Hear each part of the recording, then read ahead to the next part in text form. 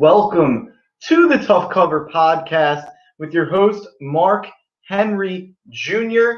Thanks for joining us at a different time than usual. Thanks for joining us early for the 8th ever edition live on the Painted Lines on YouTube, Twitch, and Twitter. The 3rd edition that we've done in the morning. They've been pretty profitable in the morning, so hopefully we can keep that streak going. Thanks for jumping in with us early, you guys, and thanks to those who are watching later. Y'all are all a part of the Tough Cover Clique. And as a part of the clique, I want you guys to go follow at the Painted Lines on Twitter and subscribe on YouTube and Twitch. Please go follow me at Mark Henry Jr. _ on Twitter. And please follow at Tough Cover Pod on Twitter and Instagram. Thanks for joining us, guys. Please leave your picks in the comments, and I will let you know my thoughts. We will be doing a contest soon involving you guys maybe for March Madness and making picks in the comments. And there will be some news on that soon, so we will keep you updated on that front. But for the meantime, please leave as many comments as your heart desires.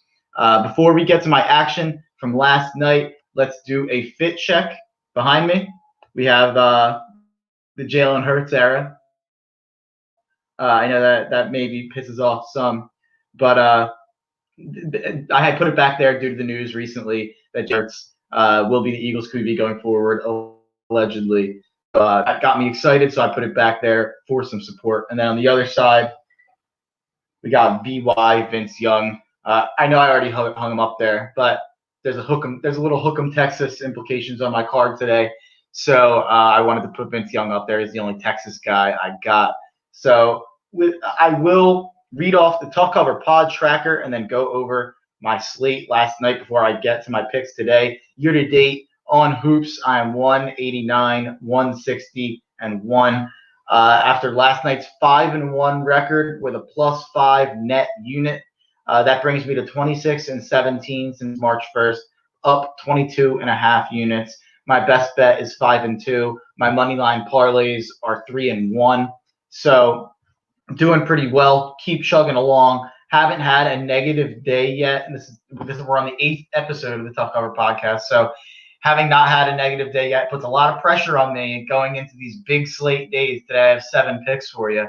So hopefully we can go at least 4-3 and keep it in the positive, or 3-4 and have the right picks hit. So we're going to try to keep it moving forward and keep it in the positive. Again, if anyone's joined us late or just joined us, please leave your picks in the comments, and please leave any questions in the comments about the games tonight or the games today. After I'm done my picks, I'm going to go through some of the games I didn't give a pick on and say if I had to make a pick gun to my head, which way I'd be going. I don't know who'd be putting a gun to my head to make a pick between Southern and Grambling State or something, or a college basketball game. But nevertheless, I will be going through some of the games that I don't have a pick on after I give out my card. And you can streamline that process if you have any specific games that you have a pick in or have a question about. If you want to leave it in the comments, Chris Rakovitz, I'm here. Start leaving picks then, fam. I'm just joking, but I'll get to mine. So without any further ado, for the thousands watching in the stream and the millions around the world watching later on YouTube, I'm going to hold this one out.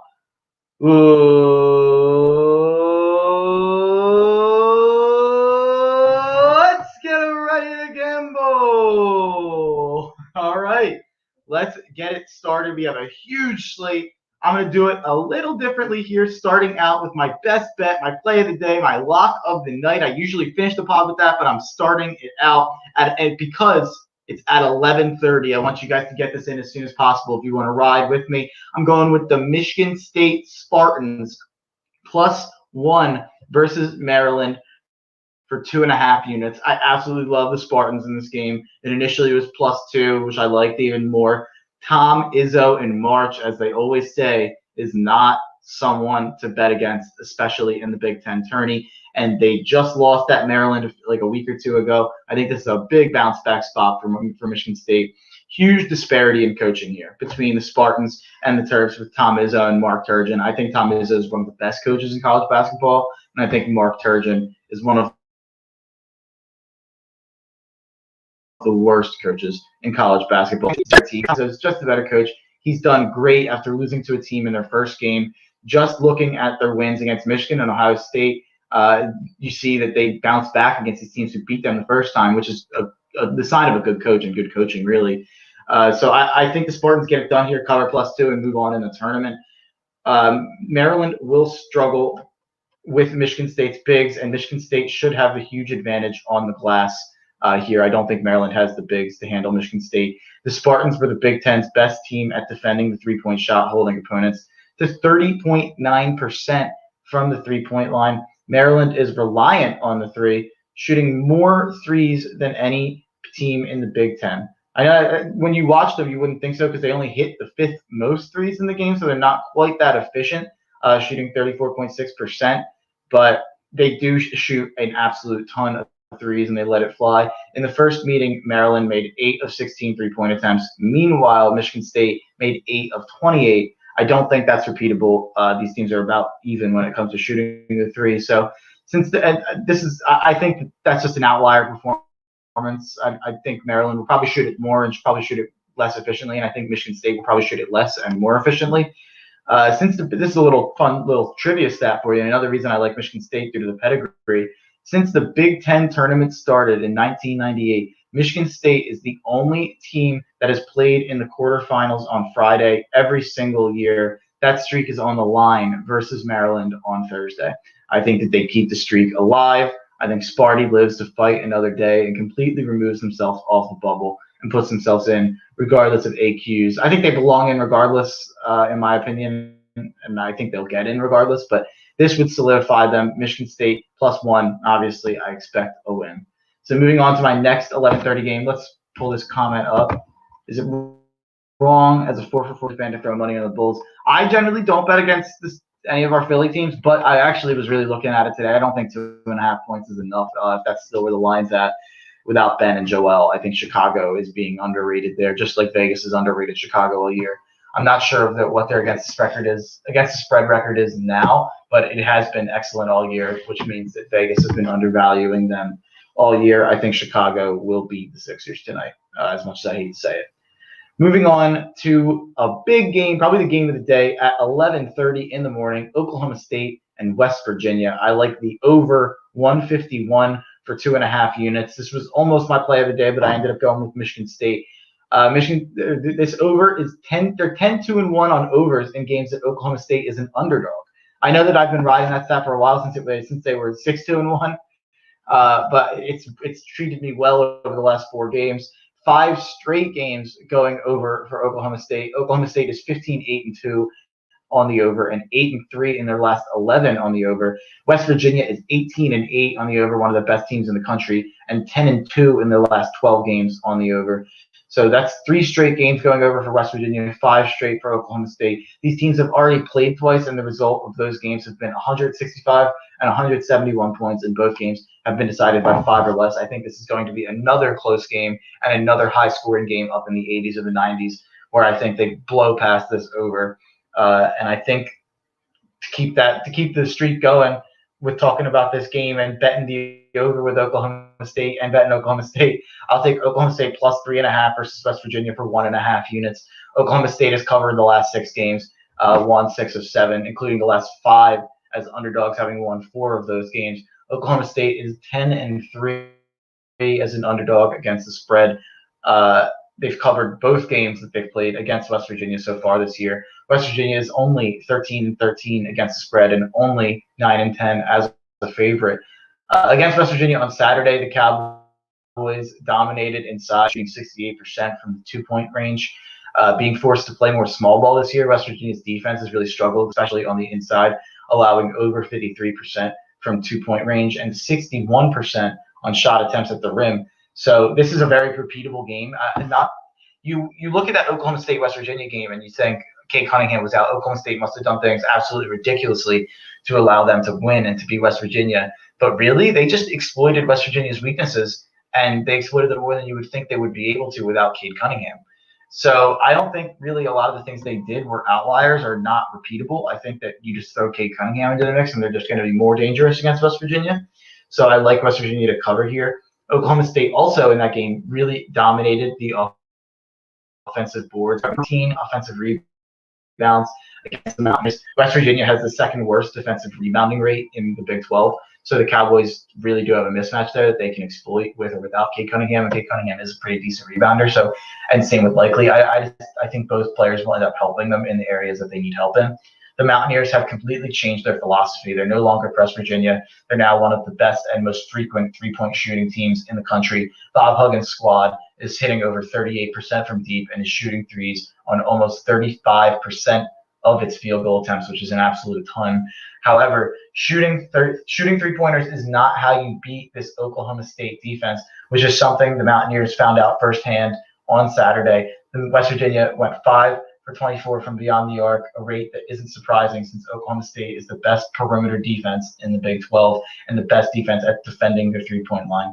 The biggest issue for the Mountaineers this season has been scoring inside the arc. West Virginia has the worst two-point percentage in the Big 12, and how you beat Oklahoma State is to get buckets at the rim. And West Virginia just has not been able to do that at a frequent rate like the other teams in the Big 12 have. So I like Oklahoma State to cover plus 3.5, and I like the game to go over 151 points. So moving on to my next game at 3 o'clock, I have St. John's plus 1.5 versus Seton Hall for 2 units.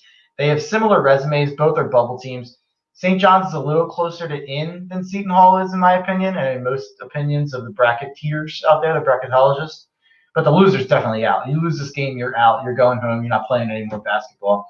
Seton Hall comes in losing 4 straight to Georgetown, Butler, UConn, and lastly against St. John's.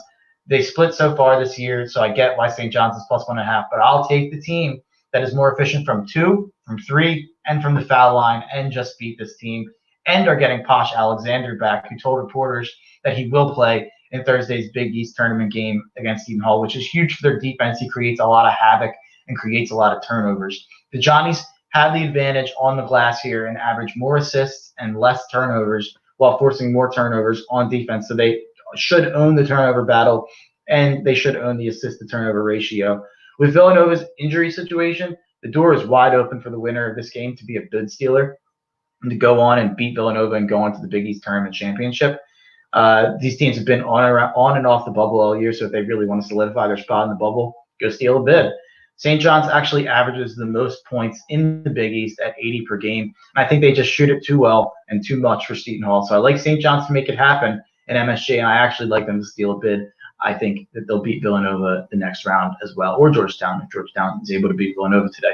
Moving to the association, the NBA, the National Basketball League, over 233.5 in Boston Celtics, Brooklyn Nets for 2 units at 7:30. 4 of the last 5 Boston games have went over, and 7 of the last 9 Boston games have went over. The over is 20-16 for Boston, which is okay. At least they're more positive than negative.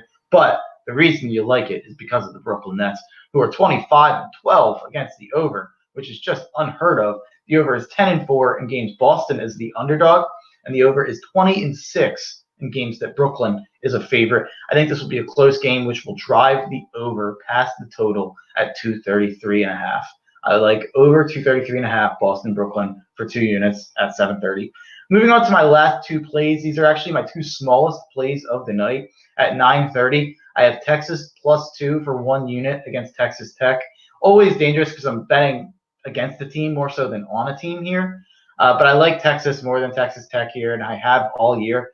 Texas Tech is cruising on reputation alone, in my opinion. I think people have seen McClung make a few big shots, and they saw Coach Chris Beard lead them to the title game, and they think Texas Tech is a Final Four contender, when I really think they're like outside the top 6 or 7 in their own conference. So I like Texas here. I think Texas Tech would be a great team in other conference, but with how good the Big 12 is and how absolutely deep the Big 12 is and how absolutely athletic and long and lengthy Texas is, I'm rolling with Texas. I don't think Tech has the bodies to hang with the Longhorns. Only thing that makes me nervous is how bad Shaka Smart has been at coaching in crunch time, especially this year, in my opinion. But again, I'm making this bet more out of confidence against Texas Tech and the Red Raiders than I am due to confidence on Texas and the Longhorns. But hook 'em, baby. Let's go with Texas. Shout out Eddie Dietzler. So moving on to 10 o'clock. I don't have a lot to say here. Another NBA pick. Portland plus 2.5 for 1 unit. Portland is the home team here, and I don't think there's a huge gap between Phoenix and Portland. I made a bet earlier this year that Portland would have a better record than Phoenix without CJ McCollum. That bet does not look great. But Portland's the home team here. I think that they have a little bit of an advantage in that. Portland is still a tough place to play even without fans. They've been good at home. Booker is coming in banged up. Cam Johnson is questionable due to health and safety COVID protocols. I think this will be a close game, and like I've said, with every Blazers game, I'll bet on Damian Lillard in the clutch.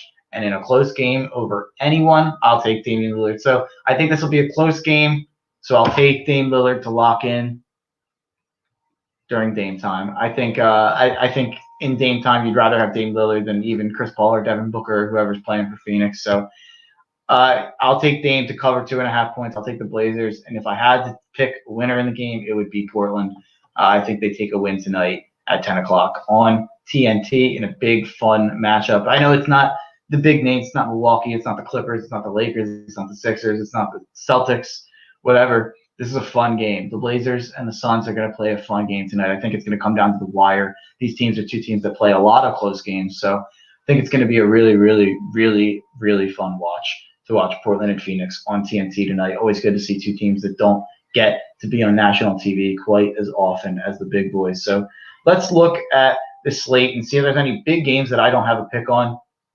I don't have any notes here for these games, so this is just leans. Syracuse, Virginia. I would stay away from that. 5.5 points feels like the perfect line, personally. Keep it moving. Butler and Creighton, 11 points feels like a lot. I know that Creighton just covered a 12-point spread against them, but it feels like a lot to me. Then Oklahoma, Kansas.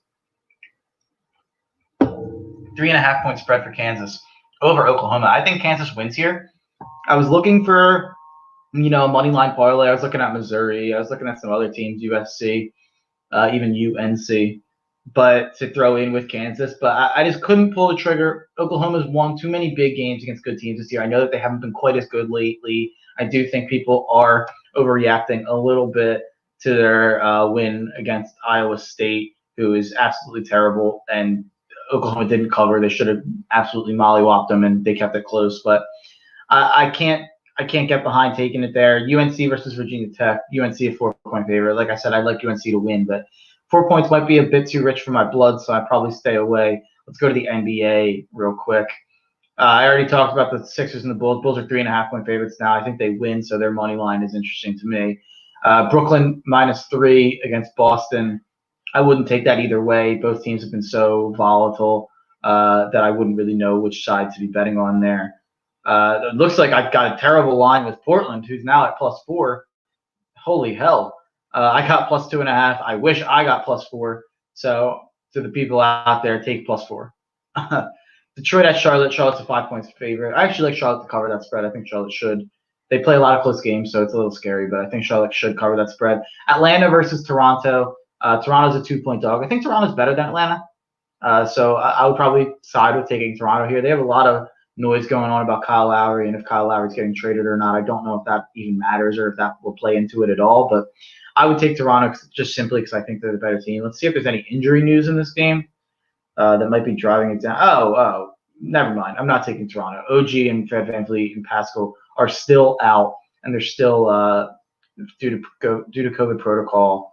So, yeah, there's way too many people out in this game. I don't like taking games where there's a ton of guys out because all the trends are off, and there's nothing really to rely on and hang your hat on reliance and what you don't know what these teams are capable of without their big guys. So it's hard for me to get behind a bet and feel confident. And I'm actually surprised that it's only 2 points looking at all the names that are out. Orlando at Miami. Miami 6.5-point favorite. I think Miami probably wins, but I wouldn't be confident in the cover. Same with the Bucks as an 11-point favorite against the Knicks, and same with the Pelicans as an 8-point favorite against the Timberwolves. OKC's +6.5 against Dallas tonight. I could actually see OKC covering that. I could actually almost also see them winning it. I think OKC is better than some people think they are. Shea's been fantastic. I think OKC could win that game, and I think they probably will cover. I won't take it, but off of a back-to-back, I think Dallas is in a letdown spot there. Golden State versus the Clippers. The Clippers are 7.5-point favorites in this game. Really bad matchup for Golden State. The wings for the Clippers are really going to eat Paul George and Kawhi. I don't think the Golden State Warriors really have any answer for that. So I think the Clippers will roll here. I won't be taking it, but I think the Clippers roll. Houston at Sacramento. If you bet on this game, they should push you in a home.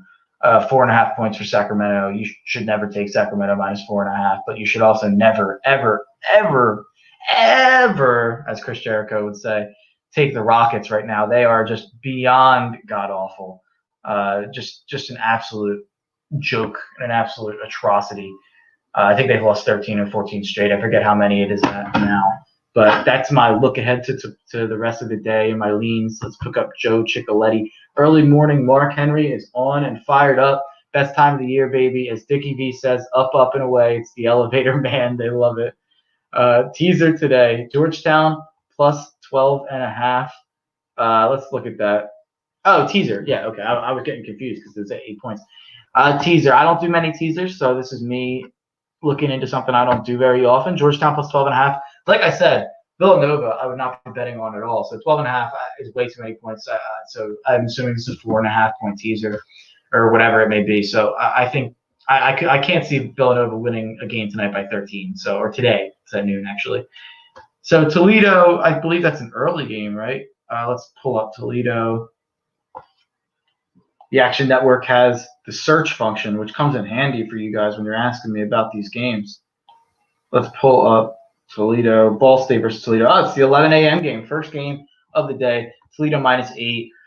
Yeah, Toledo's the best team in this conference, so it'd be a massive disappointment if they lost the game. -3.5. Let's check to see, a little bit of history. These teams just played. Toledo won by 19 points. I like that a lot, Joe Chick. Toledo should win that game pretty safely, I would say. It's also in Ohio, so, don't have to go too far. Weber State, I'm not even looking that up, Joe Chick. God damn it, making me look up Damian Lillard's. No, I'll look it up. But making me look up Weber State. Let me look at this. Against Montana, against the Grizz. So they're -6. So yeah, you're getting 4.5 points there. Let's look at the history here. Yeah, they've been really good against the spread this year. 14-5 for Weber State, 17-5 straight up. So I have seen Weber State projected to make the tournament, so I'm assuming that they're the favorites to win that conference. So -1.5, you're basically betting on money line. So they should win that game. And I like that teaser, Joe Chick. So I'll be keeping track of that Joe Chick teaser. I'll be keeping track of Reiko's Bulls pick. Let's run down my card one more time for anyone joining late. I got as my best bet, my play of the day, my lock of the night for 2.5 units. I have Michigan State +1 versus Maryland. I have over 151 in Oklahoma State versus West Virginia for 2.5 units. I have Oklahoma State +3.5 versus West Virginia for 1.5 units. I have St. John's +1.5 versus Seton Hall for 2 units. I have over 233.5 in Boston, Brooklyn for 2 units. I have Texas +1.5 for 1 unit against Texas Tech, and I have the Portland Trailblazers +2.5 versus the Phoenix Suns for 1 unit. That line has moved to 4. So if you want to take that bet, I would take it at a 4-point spread. Just a little reminder on what futures I have for you guys. My futures that are still in play, obviously, are Wichita State +1,400 from early in the year to win the AAC tournament, Arkansas +1,150 to reach the Final Four, and Purdue 60-1 +6,000 to win the national championship, because why not? So thanks everyone for joining. Please go follow The Painted Lines on Twitter at The Painted Lines. Please subscribe to The Painted Lines on YouTube and Twitch. Please go follow me, last but not least, at Mark Henry Jr. _ on Twitter. Please follow at Tough Cover Pod on Instagram and Twitter. And please, whatever you do, enjoy the winners.